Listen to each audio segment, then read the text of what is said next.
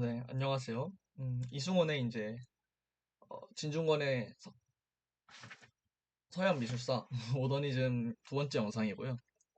저희가 이번 주에 이제 수업을 처음 시작할 때 교수님께서 주신 어떤 주제로 카메라의 발명, 그러니까 사진기의 발명이 이런 우리가 책에서 읽은 모더니즘의 예술들의 발전에 어떤 영향을 주었는가를 가지고 이제 토론을 조금 했었는데요. 어, 수업 중에 제가 그 같은 다른 분들과 나눴던 이야기 그리고 이제 제가 생각했던 생각을 중심으로 이거에 대해서 영상을 하나 또 찍어보려고 합니다. 어, 그래서 실제로 이제 저희가 그때 찾아봤는데 제가 언제 지금 다시 찾아볼게요. 그 카메라의 발명이 생각보다 이제 물론 이 보급이 되는 데까지 시간이 좀 걸렸지만 카메라의 발명 자체는 저희가 여기 다루고 있는 것보다 조금 더 앞에였던 걸로 기억하거든요. 이제 최초의 촬영술은 1839년에 이제 아니지. 진짜 최초의 사진 촬영은 1826에서 27년경이라고 하고요. 그다음에 그 뒤에 이제 와서 1839년, 뭐 1841년 이렇게 1년 이렇게 넘어오면서 뭔가 조금 더 대중적인 사진이 생겼다고 하거든요.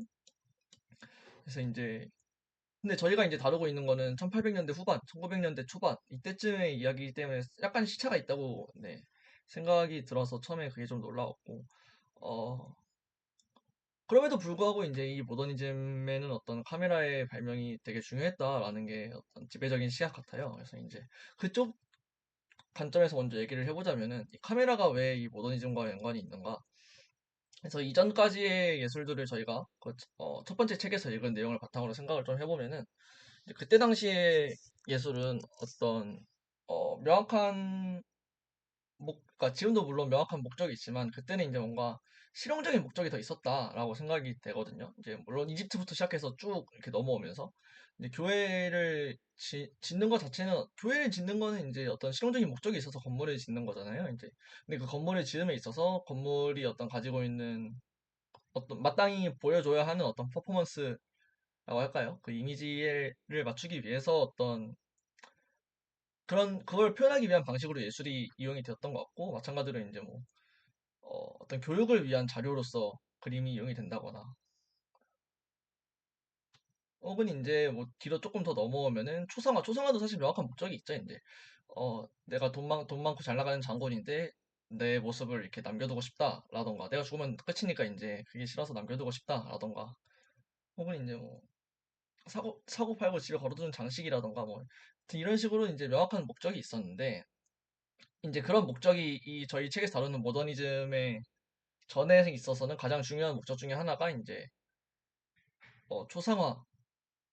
그러니까 애초에 그 주요한 양식들이 풍경화, 풍속화, 초상화 이런 것들이었고 왜냐하면은 그 성상 파괴 운동 이런 것 때문에 성상 파괴 운동이 맞나요? 이제 그 어떤 우상 숭배를 막는 기독교의 그런 것 때문에 그런 게 지배적이었고 그리고 특히 이제 초상화나 풍경화 같은 경우에는 얼마나 아름답게 그리고 동시에 이제 얼마나 실제 우리가 눈으로 보는 모습을 잘 표현할 수 있는가가 중요한 요소였던 거죠.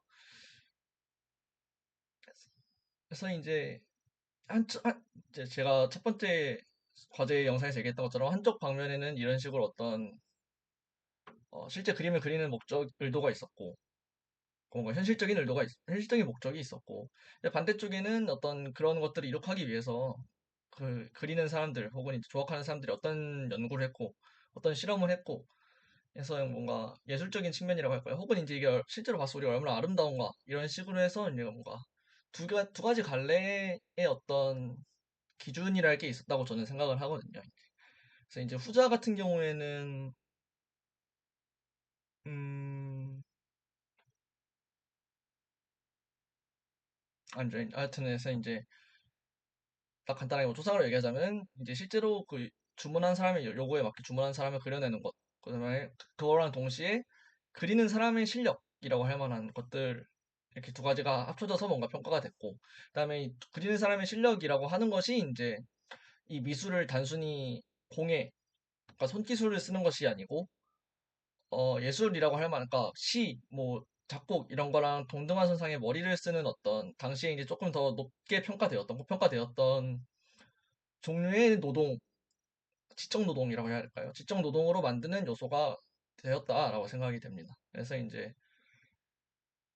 그런 상황에서 이게 이제 카메라 사진기라고 하는 게 나오니까 사실 이제 사진기 카메라가 찍는 거는 진짜로 이 빛이 들어오는 걸 그대로 담아낼 수 있기 때문에 더 이상 얼마나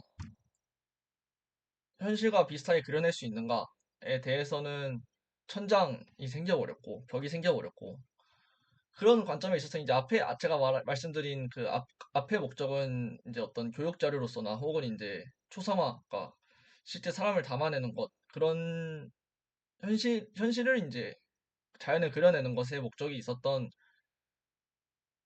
부분은 카메라에 의해서 그 의미가 상실이 돼버린 거죠. 그러니까 사진이 있는데 굳이 초상화를 그리려고 의뢰를 할 필요가 없잖아요.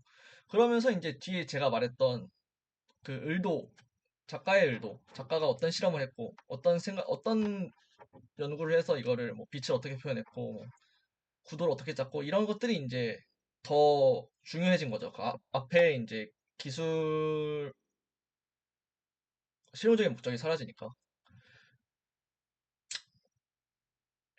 아, 그래서 이제 뭔가 말이 좀 횡설수설하긴 했는데, 결국 말하고 싶은 건 뭐냐면 카메라의 발명으로 인해서 얼마나 현실과 비슷하게 그릴 수 있는지는 이제 더 이상 중요하지 않게 됐고, 덜 중요하게 됐고, 그리고 작가의 의도나 이제 제가 첫 번째 영상에서 속된 말로 얘기했던 이 입을 터는 일이 더 중요해진 상황이 되었다. 그래서 이제 저희가 실제로 이 모더니즘 책을 보면은 앞에 자연을 표현하는 것이 더 이상 중요하지 않아졌기 때문에 작가의 의도나 어떤 감정을 표현하는 혹은 이제 실제 이 구상화에서 벗어나서 추상적인 쪽으로 음, 가는 움직임이 더 강해졌고 그리고 이 사람들이 자신의 작품에 대해서 나는 뭐 무의식을 어쩌고 저쩌고 해서 뭐 한 것이다. 막 뭐 이거 실제 삶과 연결되는 뭘 만들기 위해서 뭐 무슨 뭐 강령을 뭐 하고 무슨 원칙을 뭐 발표를 하고 뭐 자기들끼리 모여서 이제 어떤 운동을 하고 이게 이제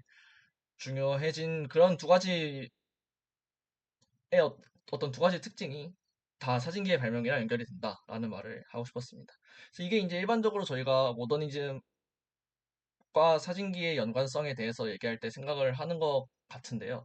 근데 이제 저는 이거에 대해서 뭔가 조금 다른 방향으로 생각을 몇 가지 해봤는데, 이제 첫 번째는, 저희가 이제 이 토론을 할 때 카메라가 없다면이라는 상상을 한번 해봤어요. 물론 역사에 만약은 없어서 의미는 없는 거라고 생각이 될 수 있지만, 근데 저는 제가 어떤 얘기를 했냐면은 카메라가 없어도 이런 어떤 추상을 향한 움직임이나, 어, 결국 이제 자연을 얼마나 잘 그리는지가 더 이상 중요하지 않는 일은 일어나지 않았을까라는 얘기를 했는데 이제 몇 가지 근거가 있는데요.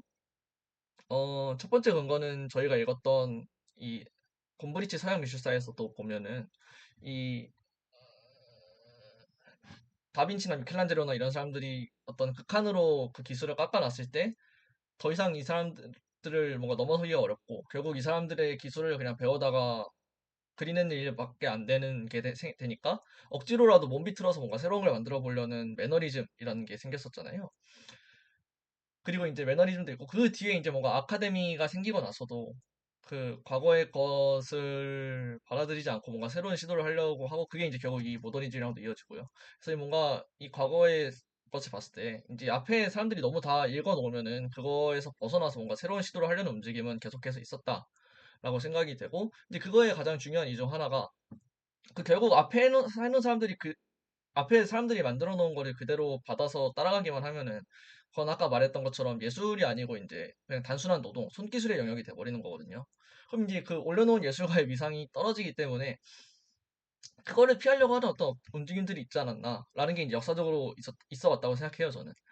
근데 이제 저희가 물론 이게 카메라 영향을 받은 영역이긴 하지만 이게 또 그리고 미술인지 아닌지에 대해서는 논란의 여지가 있을 것 같지만 초현실주의라고 하는 말하자면 사진 같은 그림을 그리는 것들이 저희가 그 현대에 있잖아요. 그런 것들을 봤을 때 결국 카메라가 없었어도 언젠가는 이제 이 계속 이 자연을 그리는 어떤 자연을 얼마나 잘 나타낼 수 있는가의 방향을 갔다면 오늘날의 초현실주의 같은 그림이 카메라가 없는 세상 세계선에도 있지 않았을까라는 생각을 했고, 그럼 거기까지 읽어놓으면 이제 어쨌든 그 천장이 생기는 것이기 때문에 더 이상 현실의 것을 그리는 것에서 눈을 돌려서 추상으로 향한 움직임이 있지 않았을까라는 게 네, 제 생각이었습니다. 그래서 그런 이야기를 했었고, 이제 그거에 대한 어떤 또 논쟁을 할 만한 거리가, 근데 어쨌든 카메라가 없다면은 아까 제가 얘기한 초상화나 어떤 교육을 위한 그림 이런 식으로 현실을 그대로 그려낼 수 있는 능력에 대한 수요도 계속 있었을 것이거든요. 이제 어떤 상품을 만들기 위한 목적으로. 그럼 이제 그게 더 이상 뭔가 예술이 아닐 수도 있더라도 어쨌든 그쪽을 향한 수요나 연구는 계속 있지 않았을까라는 주장이 있어서, 그것도 근데 듣고 보니까 되게 맞는 말 같더라고요. 그래서 뭔가 지금도 좀 그런 면이 있지만 상업적인 그림을 그리는 사람과 어떤 예술이라고 할 만한 그림을 그리는 사람이 좀 분리가 돼서, 그러니까 말하자면은 오늘날로 치면 이제 디자인과 어떤 현대 예술의 차이라고 해야 될까요? 그런 느낌이 되지 않았을까? 네, 라는 생각을 했습니다. 그래서 이제 한 가지는 어떤 카메라가 생각보다 이 그러니까 자연을 그려내는 것에 대한 벽을 만드는데 큰 역할을 하지 않았을 수도 있지 않았을까라는 게 제 한 가지 생각이었고, 이제 다른 한 가지 또 주제가 무엇이었냐면은 카메라가 예술에 어떤 영향을 주었는가를 또 다른 측면으로 보는 것이었는데, 이제 카메라 자체가 예술이 되게 됐고요. 그러니까 저희가 이제 사진 작가고 이런 것들이 있잖아요. 지금 사진을 얼마나 잘 찍고 이제 그 사진가의 의도를 담아서 어떤 각도로 찍고, 혹은 이제 어떤 뭔가 사회 비판적인 혹은 이제 뭔가 상징적인 장면을 찍어내는, 그러니까 그 장면을 고르는 능력, 이런 것들이 평가가 되는 사진 예술이라고 하는 것이 나왔고, 혹은 이제 카메라에 대한 어떤 사람들의 인식, 혹은 이제 기술에 대한 인식을 카메라의 형태에 담아서 하는 현대 예술들도 나왔던 것 같고요. 근데 저는 이제 또 한 가지 이쪽에서 중요하게 생각해 볼 만한 것이, 이 카메라가 나오면서 어떤 극한의 자연주의라고 할 만한 것을 카메라가 해줄 수 있게 되었단 말이죠. 그래서 그런 것들의 활용이란 측면에서도 이 카메라의 발명을 바라볼 수 있지 않나라고 생각을 해요, 이제. 음, 가령 예를 들자면은 이제 초현실주의가 있을 것 같은데, 이게 제가 이거 사진을 띄워드리면 좋은데, 수업 중에 얘기를 했었는데, 제가 가장 좋아하는 인상 깊었던 그림 중 하나로 이제 이 그림 사춘기의 접근이라는 이 그림을 뽑았는데, 막스 에른스트의 초현실주의 화가의 그림이죠. 근데 이제 가운데 있는 여성의 나신이 이제 포르노그래피의 사진을 쓴 것이라고 해요. 이제 사진을 쓴 것인데, 초현실주의의 어떤 다양한 표현 방법, 크게 두 가지 이제 방식이 있었던 것 같은데, 하나는 이제 뭔가 이성의 통제 없이 어떤 관계에 대한 동경으로서 이성의 제한 없이, 그러니까 저희가 이제 뭐 브레인스토밍이나 이런 거 하는 것처럼 막 자동 기술이라고 하죠. 그냥 어떤 이성의 제한 없이 이렇게 끊는 거 없이 그냥 생각이 막 나는 대로 그냥 써내려가는 것. 이 순수한 어떤 정신의 그런 거라고 해야 되나? 하여튼 그런 방식이 있었고, 이제 혹은 이제 뭔가 현실과 꿈을 이제 섞어놓는 방법 중에 하나로서 현실에서 익히 있을 법한 것들을 맥락에서 떼어놔서 이제 서로 배치를 하면서 갑자기 기차랑 벽난로가 있다던가 이런 것들을 보면서, 이제 저희가 AI 영상을 보면은 막 뭔가 이제 현실이랑 크게 다르지 않은 것들이 나오는데 뭔가 어색하고, 이게 막 얘네가 현실에서 안 할 법한 짓을 하고, 이제 조금 옛날 영상이긴 하지만 윌 스미스가 스파게티를 먹는 거나 이런 것들을 보면서 이제 유튜브 영상 댓글에 보면은 막 피곤한 날 꾸는 꿈 같다 이런 얘기가 있거든요. 약간 그런 효과를 이제 노린 거라고 생각이 되는데, 그러면 이제 중요한 것은 현실의 맥락에서 떼와서 이걸 담아야 되는데, 이 떼온 대상 물체가 더 현실적이어야지 이런 효과가 극대화가 될 수 있을 것이거든요. 그래서 그런 효과를 위해서 이 현실적임의 극한의 자연주의를 위해서 실제 여성의 나체 사진을 갖다 붙인 거죠. 그래서 뭔가 이런 방식으로 뭔가 극한의 자연주의를 그려내고 싶을 때, 그러니까 그 자신의 표현에 이용하고 싶을 때 이 예술가들이 사진을 활용할 수 있지 않았나라는 네, 측면으로도 생각해 볼 수 있다는 게 네, 저의 또 하나의 생각이었습니다. 실제로 이제 뭔가 결은 조금 다르지만 피카소나 이런 사람들이 신문이나 혹은 이제 사진을 갖다가 붙이면서 뭐 포토몽타주도 있고요. 네. 몽타주 이런 것들을 이제 콜라주 이런 것들 이런 기법들을 사용한 것도 뭔가 비슷한